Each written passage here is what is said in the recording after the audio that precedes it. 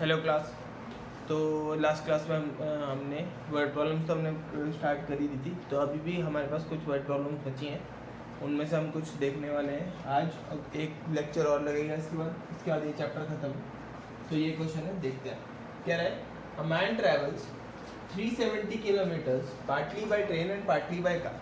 ठीक है, एक आदमी क्या करता है, 370 किलोमीटर्स का डिस्टेंस कवर करता है। ठीक है, ये हमारा टोटल 370 किलोमीटर्स का डिस्टेंस है, जिसमें से कुछ डिस्टेंस वो ट्रेन से कवर करता है, कुछ डिस्टेंस वो कार से कवर करता है। अब केस बता दिया, कह रहा है if he covers 250 kilometres by train and rest by car.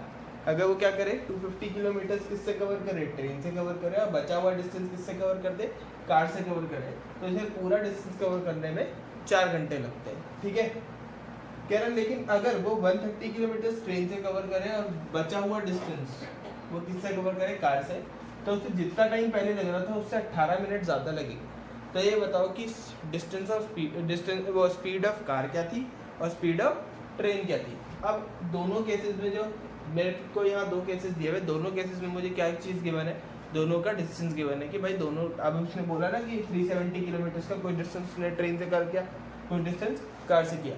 तो फर्स्ट केस में मुझे डिस्टेंस पता है कि ट्रेन से कितना कवर किया, और सेकंड केस में भी फर्स्ट केस में ये भी पता है कि कार से कितना किया। Same with second case.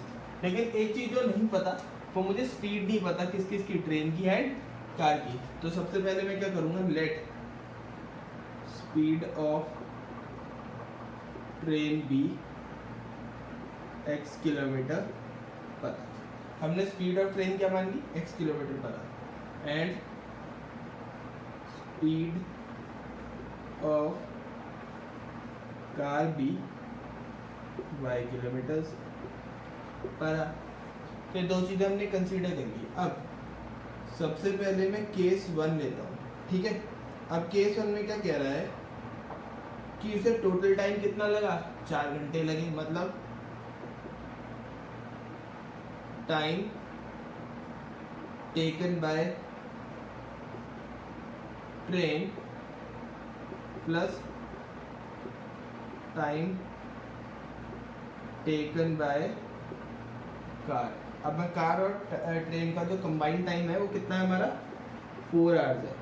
अब इस केस में मुझे जो एक चीज़ नहीं पता, मुझे नहीं पता कि उसे ट्रेन से कितना टाइम लगा, और मुझे नहीं पता कि उसे कार से कितना टाइम लगा। तो मुझे क्या करना पड़ेगा, दोनों का इंडिविजुअल टाइम निकालना पड़ेगा। ठीक है, सबसे पहले मैं क्या निकालूंगा, time taken by train. Train को कितना टाइम लगा, 250 किलोमीटर्स का डिस्टेंस कवर करने में। अब टाइम का फॉर्मूला क्या होता है, डिस्टेंस अपॉन स्पीड। क्या होता है, डिस्टेंस अपॉन स्पीड। अच्छा, डिस्टेंस कितना है, 250 kilometre and speed is x। ठीक है, तो जो टाइम लगा ट्रेन को 250 किलोमीटर कवर करने में, वो क्या है, 250 बाय x। उसी तरह से अगर मैं क्या निकालूं, टाइम टेकन बाय कार। अब टोटल डिस्टेंस कितना है मेरा, 370 किलोमीटर, जिसमें से 250 किलोमीटर मैं ट्रेन से कवर कर चुका हूँ। तो बचा कितना, 370 minus 250, that is 120 kilometre. Distance upon speed. अब दोनों का टाइम पता चल गया, क्या करूँगा, दोनों के टाइम को ऐड कर दूंगा। तो 250 upon x plus 120 upon y equals to कितना, 4 आवर्स। कितना, 4 आवर्स। तो ये दो चीज़ें मिल गई मुझे। ठीक है, ये मेरा कौन सा केस हुआ, ये मेरा केस 1 हुआ। अब मैं क्या निकालूंगा, केस 2 निकालूंगा। ठीक है, तो देखो केस 2, तो ये मेरी फर्स्ट इक्वेशन हो गई। अब केस 2 देखिए, केस 2 में क्या बोला कि वो ट्रेन से कितना डिस्टेंस कवर कर रहा है, 130। तो फिर से वही वाली बात, time taken by train and time taken by car, दोनों का कंबाइंड टाइम कितना होगा, 4 आवर्स 18 मिनट्स। कितना होगा, 4 आवर्स 18 मिनट्स। तो अगर मैं यहाँ पे लिखूँ टोटल टाइम कितना होगा, 4 आवर्स 18 मिनट्स। अब यहाँ पर एक प्रॉब्लम है कि ये तो आवर्स में, लेकिन ये किस में, मिनट्स में। तो इसे कन्वर्ट करना पड़ेगा। कैसे कन्वर्ट करते हैं, 4 को एज इट इज रखेंगे प्लस 18, और 18 को आवर्स में कैसे कन्वर्ट करूँगा, 60 से डिवाइड करके। करिए, 6 से काटो, 6 3 जा 6 10 जा, आगे तो कटेगा नहीं, एलसीएम लो। 1040 प्लस 3/40 यानी कि 43/40 आवर्स हो जाएगा हमारा। ठीक है, टोटल टाइम। अब निकालिए एक एक करके time taken by car and time taken by train. ठीक है, सबसे पहले मैं निकालता हूँ time taken by train. Train से कितना टाइम लगा, तो इस बार ट्रेन से उसने कितना डिस्टेंस कवर किया 130 किलोमीटर और स्पीड कितनी है x, तो ये मेरा टाइम टेकन बाय ट्रेन हो जाएगा। उसके बाद में क्या निकालूंगा टाइम टेकन बाय कार को। अब टोटल डिस्टेंस कितना है मेरा 370 किलोमीटर और 130 किलोमीटर मैंने किससे कवर किया ट्रेन से, तो बचा कितना डिस्टेंस 370 माइनस 130 इज 240 अपॉन 1। अब दोनों का कंबाइंड टाइम जो होगा, तो क्योंकि टोटल टाइम तो मेरा 43/40 है, तो दोनों का कंबाइंड टाइम यानी कि 130/x प्लस 240/y किसके बराबर होगा 43/40 के। ये मेरी सेकंड इक्वेशन, ये मेरी फर्स्ट इक्वेशन। अब इसको सॉल्व करने का तरीका क्या बताया था मैंने, क्या बताया था 1/x को u मान लो, 1/y को v मान लो, और एक तरीका मैंने इसे डायरेक्ट करने का भी बताया था। तो जो आपको यूज़ करना हो वो कर लीजिएगा। क्वेश्चन बस ये वो वाला उसको उस पार्ट से का ये वर्ड प्रॉब्लम है जहाँ पे हमने पढ़ा था equation reducible to linear pair of linear equations in two variables, जहाँ पे हम जो इक्वेशंस होती हैं वो लीनियर इक्वेशंस की फॉर्म में नहीं होती, उन्हें कन्वर्ट कर देते हैं।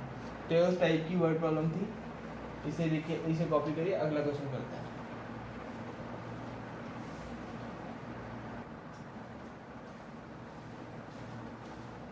अब नेक्स्ट क्वेश्चन देखते हैं, बिल्कुल वैसा ही क्वेश्चन है। ठीक है, सिर्फ लैंग्वेज डिफरेंट है, तो समझते हैं। उसने बोला Ved travel 600 kilometres to his home partly by train and partly by car. ठीक है, वेद क्या कर रहा है, उसका घर की तरफ जा रहा है, जो कितने किलोमीटर्स के डिस्टेंस पर, 600 किलोमीटर्स के डिस्टेंस पर।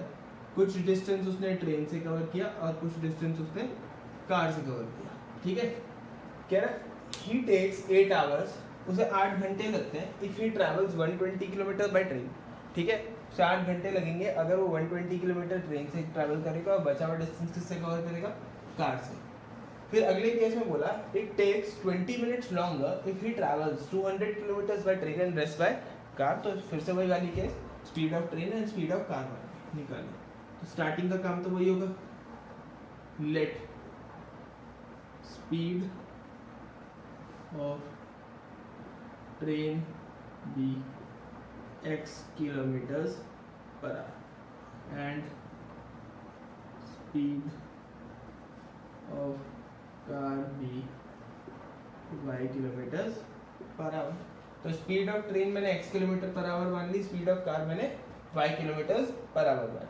ठीक है, अब केस 1 में देखो, केस 1 में देखूं तो वो 120 किलोमीटर ट्रेन से कवर कर रहा है और बचा हुआ डिस्टेंस कार से कर रहा है। ठीक है, और उसे टोटल टाइम लग रहा है 8 आवर्स। ठीक है, तो इस केस में हमारा जो टोटल टाइम है वो कितना है 8 आवर्स। तो बेसिकली मुझे क्या करना है, speed time taken by train plus time taken by car को अगर ऐड करूँगा तो टोटल 8 आवर्स मिलेगी। अब ट्रेन का टाइम कैसे निकलेगा, ट्रेन ने 120 किलोमीटर्स कवर करे और स्पीड कितनी है उसकी x, तो टाइम का फॉर्मूला क्या होता है distance upon speed. Distance is 120 and speed is x kilometre per hour. Car ने कितना कवर किया होगा, अब टोटल 600 है, 120 किसने कवर कर लिया, ट्रेन ने कवर कर लिया, तो बचा कितना 480। तो बचा हुआ 480 किलोमीटर किसने कवर किया होगा, कार ने। तो 480/y, दोनों के टाइम को ऐड करूंगा तो कितना मिलेगा 8 आवर्स। ये मेरी कौन सी इक्वेशन हो गई, फर्स्ट। अब सेकंड वाली देखते हैं। केस 2 की बात करूं तो हमारा टोटल टाइम कितना है, इस बार जो टाइम लग रहा है वो पहले से 20 मिनट्स ज़्यादा है। तो सबसे पहले तो कन्वर्ट करो। कन्वर्ट कैसे करते हैं, 8 + 20/60, 0 से 0 2 3 3 8 24 + 1/3, दैट इज 25/3 आवर्स। ठीक है, अब निकालो डिस्टेंस। ट्रेन ने कितना डिस्टेंस कवर किया, 200 किलोमीटर कवर किया फर्स्ट उसमें, और स्पीड कितनी है उसकी x, तो 200/x is the time taken by train. अब टोटल डिस्टेंस कितना है 600, 200 कवर हो चुका है, बचा कितना 400/y equals to 25/3 total time के बराबर। ये मेरी कौन सी इक्वेशन हो जाएगी सेकंड। फर्स्ट और इक्वेशन सेकंड इक्वेशन को हम कैसे सॉल्व कर सकते हैं साइमल्टेनियसली, जो भी आपको मेथड सुटेबल लगे आप यूज करें, ठीक है। चाहे तो कन्वर्ट करके 1/x को u 1/y को v और ऐसे करके मान के कर सकते हैं, ठीक है। इसके बाद अगला क्वेश्चन देखते हैं, कॉपी करिए आगे से।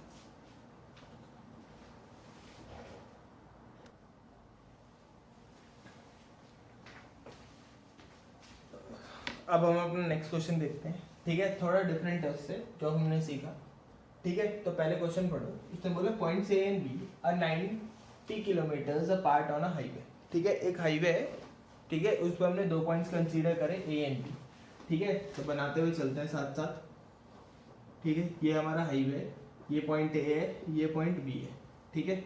और इन दोनों पॉइंट्स के बीच का जो डिस्टेंस है वो 90 किलोमीटर्स है, ठीक है।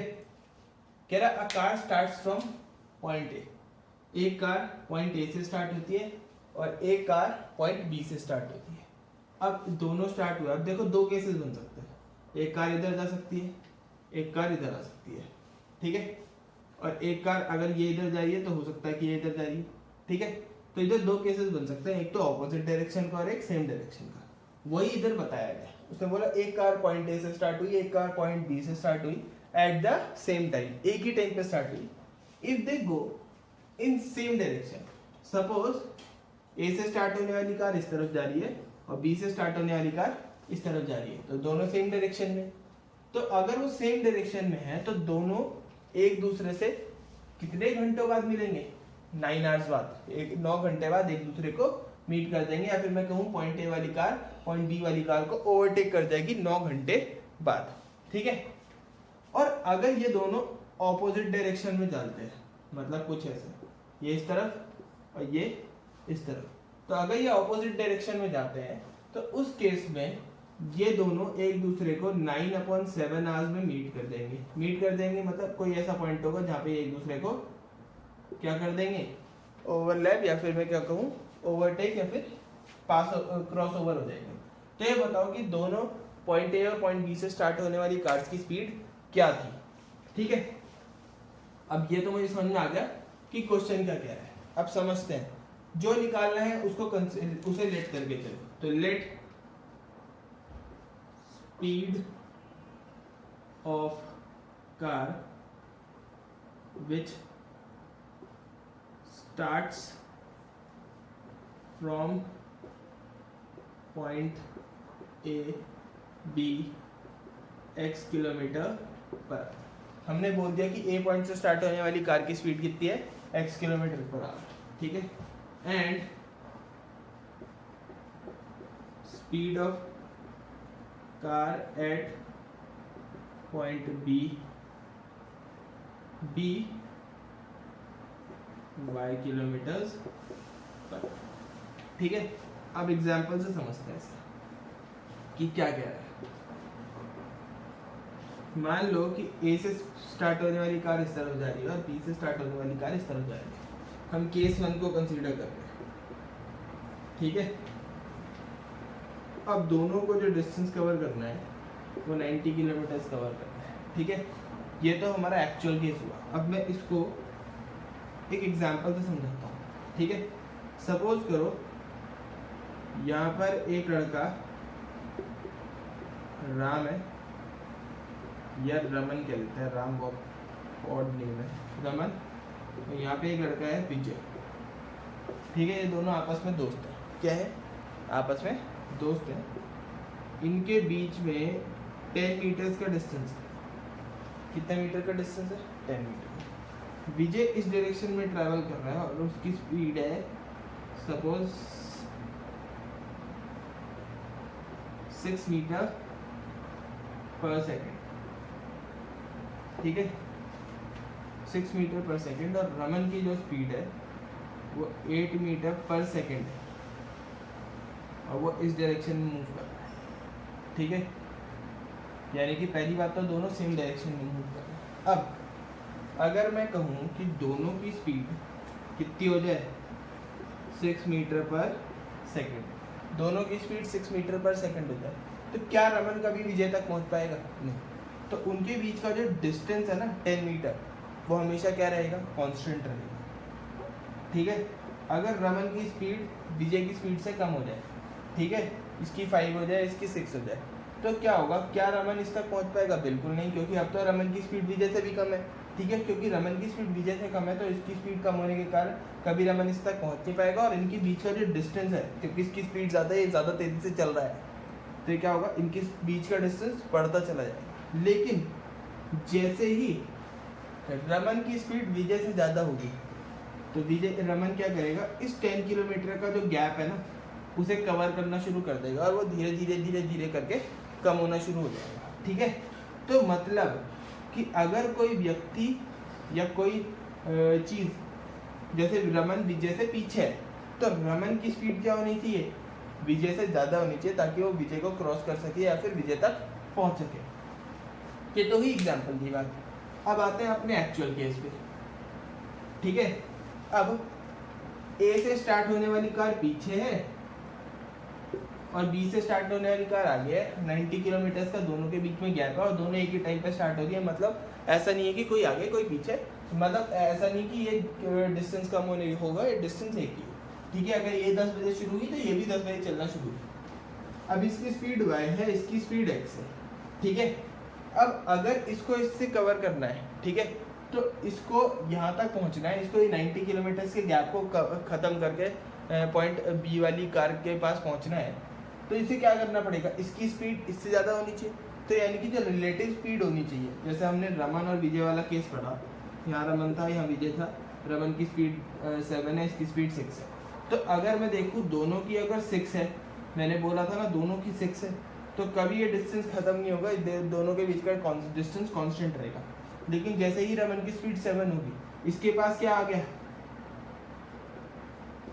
1 मीटर पर सेकेंड का एक एक्स्ट्रा एज आ गया। इसे हम बोलते हैं रिलेटिव स्पीड। क्या बोलते हैं? Relative speed. इसे हम बोलते हैं रिलेटिव स्पीड। अब जैसे ही ये स्पीड किसके पास आई? रमन के पास। अब वो उसे बेसिकली करना क्या है? उसे 10 मीटर के डिस्टेंस को खत्म करना है। तो रमन क्या करेगा? क्या ये 7 की स्पीड से खत्म होगा? नहीं, जो एक्स्ट्रा स्पीड रमन के पास है वो स्पीड उसे हेल्प करेगी इस 10 मीटर के डिस्टेंस को खत्म करने में। ठीक है, तो जो अब अगर मैं टाइम निकालूं तो टाइम कैसे निकालूंगा? 10 मीटर का डिस्टेंस है, ठीक है, और एक्स्ट्रा स्पीड कितनी है 1, तो उसे कितना टाइम लगेगा? 10 सेकेंड लगेंगे रमन को विजय तक पहुंचने। ठीक है, सेम केस हमें यहाँ पे करना है। ठीक है, सेम काम हमें यहाँ पर करना है। अब यहाँ पर हमें क्या करना है? हमें ये निकालना है कि पॉइंट ए वाली कार पॉइंट बी को कितनी देर में ओवरटेक करेगी। अब ये तो हमें पता है कि पॉइंट ए वाली कार पॉइंट बी को 9 घंटों में ओवरटेक कर देगी। ठीक है, अब करेगी कैसे? अब अगर मैं इसकी स्पीड x कहूँ, इसकी स्पीड y कहूँ, तो इसकी स्पीड जाहिर सी बात है ज़्यादा होनी चाहिए, और इसकी स्पीड कितनी है? x। तो अगर मैं इस केस में रिलेटिव स्पीड की बात करूँ तो रिलेटिव स्पीड कितनी होगी? x minus y। ठीक है, किलोमीटर पर आवर। अच्छा, डिस्टेंस की बात करूँ तो कितना है? अगर मैं डिस्टेंस की बात करूँ तो डिस्टेंस है मेरा 990 kilometre. And what is my time? Time is 9 hours. ठीक है, तो ये 3 चीज़ें मुझे पता है। अब मुझे डिस्टेंस पता है, मुझे टाइम पता है, मुझे स्पीड पता है, लेकिन स्पीड कैसी है मेरी इस केस में? अननोन। कैसी है? अननोन। क्योंकि स्पीड अननोन है, तो स्पीड का फॉर्मूला क्या होता है? Speed is equals to distance upon time. And what is my speed? x minus y. What is my distance? 90। And what is my time? 9। काट के कितना मिलेगा? 10। तो x माइनस वाई किसके बराबर हो गया? 10 की। ठीक है, ये मेरी कौन सी इक्वेशन हो गई? फर्स्ट। अब अगर मैं बात करूं केस 2 की, ठीक है, केस 2 की बात करें तो यहाँ बना लेते हैं। अब एक कार यहाँ आ रही है, एक कार यहाँ आ रही है।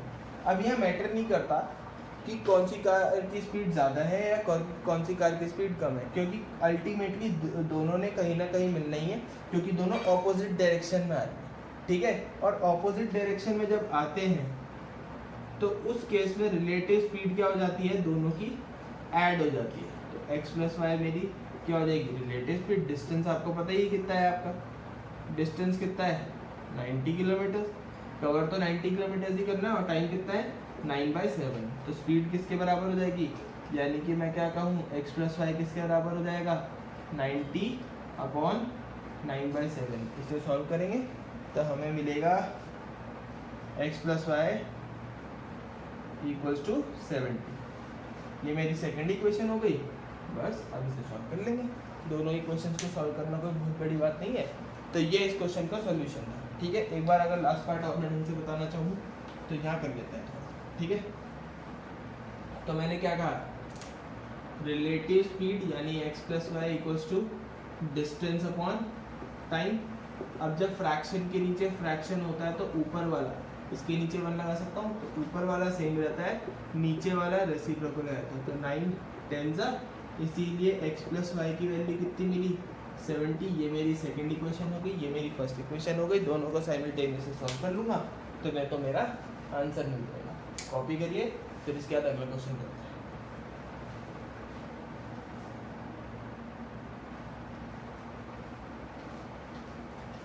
तो अब नेक्स्ट क्वेश्चन देखते हैं। तो कुछ अलग क्वेश्चन है पिछले वाले से। क्या रहा है the area of a rectangle. ठीक है, अब यहाँ पे बात किसकी हो रही है, रेक्टेंगल की। क्या रहा है the area of a rectangle gate reduced by 9 square units. ठीक है, उसका जो एरिया है वो 9 स्क्वायर यूनिट से डिक्रीज हो जाता है अगर हम लेंथ को 5 यूनिट से डिक्रीज कर दें और ब्रेथ को 3 यूनिट से इंक्रीज कर दें। ठीक है, ये हमारा फर्स्ट केस हुआ। कह रहा if we increase the length by 3 units and breadth by 2 units. अगर हम लेंथ को क्या करें 3 यूनिट से बढ़ा दें और ब्रेथ को 2 यूनिट से बढ़ा दें तो ओवरऑल एरिया में 67 स्क्वायर यूनिट्स का चेंज आता है। तो ये बताओ कि हमारी लेंथ और ब्रेथ क्या है। ठीक है, सबसे पहले जो पूछा है उसे अज्यूम कर लो, let length be x units, length हमारी x यूनिट की है, and breadth be y units, और ब्रेथ को हम y यूनिट्स का मानते हैं। ठीक है, अब इसका एक्चुअल एरिया कितना होगा, सबसे पहले तो एरिया ऑफ रेक्टेंगल निकालो। ठीक है, एरिया ऑफ रेक्टेंगल कितना हो जाएगा, लेंथ इंटू ब्रेथ। मुझे नहीं पता तो लेंथ इंटू ब्रेथ, यानी कि हमारा एरिया ऑफ रेक्टेंगल हो जाएगा xy। अब आ जाओ केस 1 पे। ठीक है, अब केस 1 में मैं क्या कर रहा हूँ, लेंथ और ब्रेथ में चेंज कर रहा हूँ। तो सबसे पहले नई लेंथ और उसके बाद नई ब्रेथ। ठीक है, अब न्यू लेंथ कितनी है उसने बोला मैंने कि एरिया में 9 स्क्वायर यूनिट्स का चेंज आता है अगर मैं लेंथ को 5 यूनिट से घटा दूँ। तो यानी कि मेरी लेंथ तो x थी, अब मैंने उसे 5 यूनिट से घटा दिया, यानी कि नई लेंथ हो गई x - 5 यूनिट्स।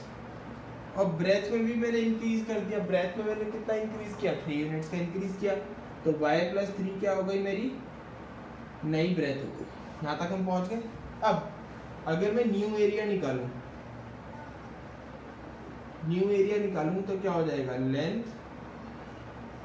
Into breadth. अब क्वेश्चन में कहा गया कि द एरिया, यानी कि नए वाले एरिया की बात हो रही है, the area of a rectangle gate reduced by 9 square units. मतलब अगर मैं लेंथ में और ब्रेथ में ऐसे चेंजेस कर दूं तो जो मुझे नया एरिया, यानी कि जब मैं लेंथ और ब्रेथ चेंज करूंगा तो रेक्टेंगल का डायमेंशन चेंज हो गया, डायमेंशन चेंज हो गई मतलब रेक्टेंगल पूरी तरह से चेंज हो गया।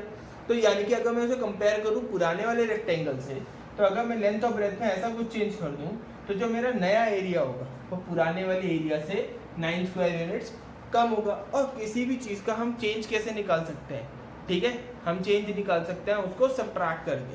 ठीक है, अब चेंज हो रहा है पुराने वाले में, उसने बोला the area of a rectangle this one get reduced by 9 square units. इसमें 9 स्क्वायर यूनिट्स का चेंज आ जाता है।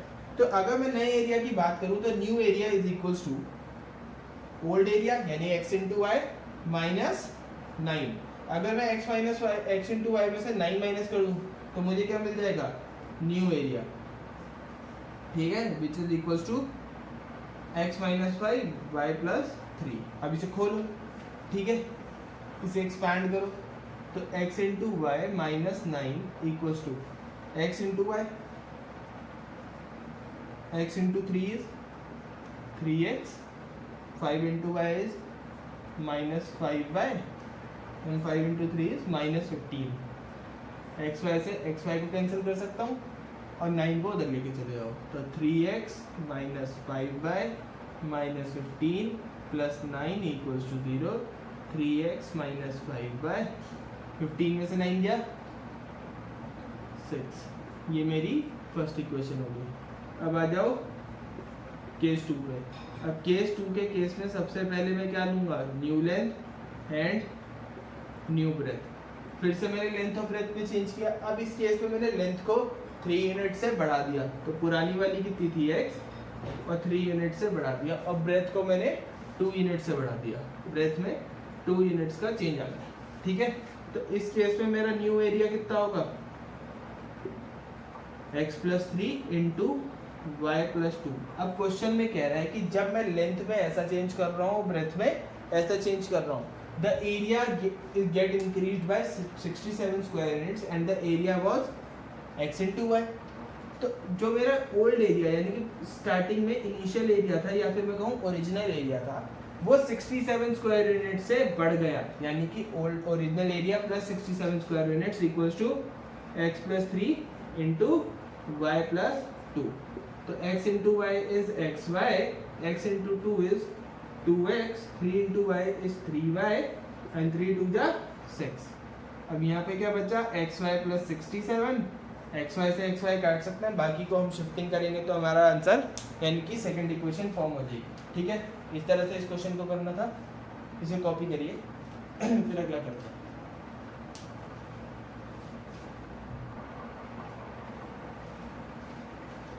तो अब लास्ट क्वेश्चन देखते हैं आज का.